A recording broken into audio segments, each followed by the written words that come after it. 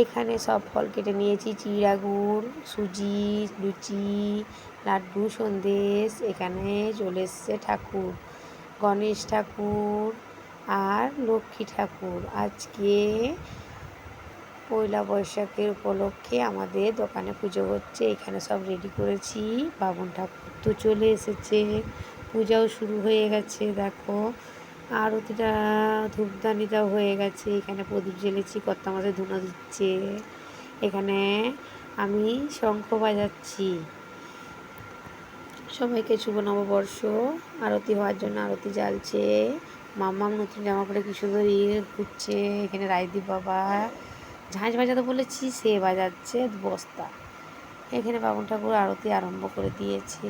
সবাইকে জানাই শুভ নববর্ষের অনেক অনেক শুভেচ্ছা ও অনেক অনেক অভিনন্দন। সবাই ভালো থেকো, সুস্থ থেকো। আমার ভিডিও কীরকম লাগলো সেটা কমেন্ট করে জানিও। টাটা।